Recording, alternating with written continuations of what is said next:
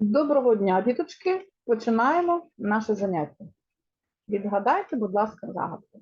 Кружляє ніжний білий пух, міняє зайчик свій кожух, вдіває лиська рукавички, співають весело синички. Ведмідь в берлозі вже дріма. Яка пора, скажіть, прийшла?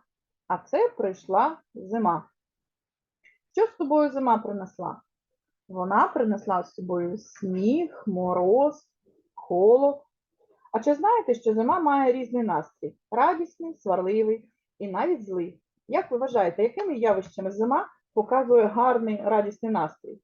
Падають сніжинки, блищить сніг.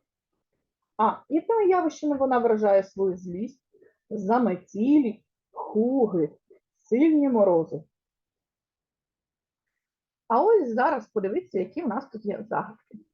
Пташка невеличка, в неї білі щічки, сірі лапки, чорна шапка, фартушок жовтенький, голосок тоненький. І ця пташка невеличка називається синичка. Правильно. А ось ще загадка. Я пташка сіренька, зернятка шукаю, з лободи насіння дуже полюбляю. Це горобчик, горобець. Хто це каже кар-кар-кар? Хто літає поміж хмар? Це дзьобата горда пані ходить в сірому жупані. Як зоветься ця матрона? Знають всі, що це ворона. А ось ще одна загадка. Біло-чорна ця пташина, чорні крила, чорна спина, дуже довгий чорний хвіст, невеликий має зріст. Хто ж ця пташка білобока? Здогадалися? Сорока. А ось ще загадка про пташку. Чорний жилет, червоний берет, животик біленький, дзьобик міцненький. Він з кори комах виймає, про дерева щиро дбає. Хто це? А це дятел. Скажіть мені, будь ласка, а як ще називають дятла і чому його називають лісовий лікар? Він допомагає деревам. Груди в нього, мов калина, любить їсти горобину. Чорна шапка, хвіст і крила, не боїться заметілі. Скачуть вава у дворі наші друзі снігури. Взимку птахам не стільки страшний холод, як голод. Голубам чи галкам не складно знайти собі їжу, бо вони харчуються рештками їжі, тоді як маленьким пташкам, які зимують у селах та великих містах України, деколи буває нелегко. Синиці – це лісові пташки, які живляться переважно комахами, яких шукають у кронах дерев. Снігурі взимку тримаються з граями та мають характерне забарвлення. У дорослого птаха верх голови чорний, спина і частина верхніх покрівних крил сірі, щоки і низ тулуба червоні. Горобець. Хоча горобчик і невибагливий у виборі їжі, проте взимку ця маленька сіра пташечка потребує допомоги людини.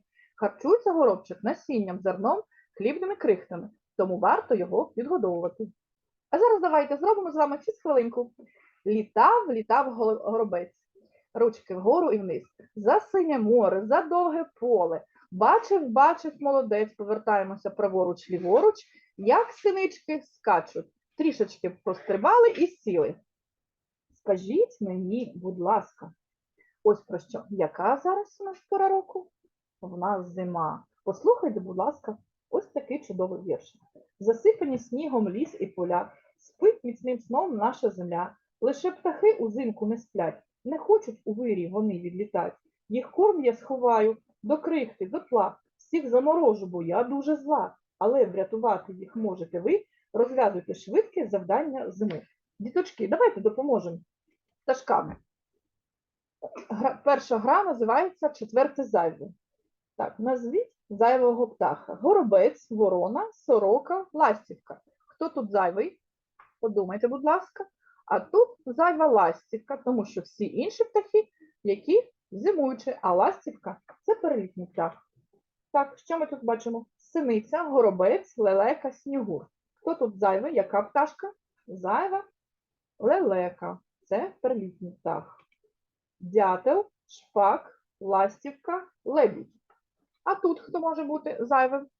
А тут зайвий дятел, тому що дятел зимуючий птах, а шпак, лебідь і ластівка вони перелітні.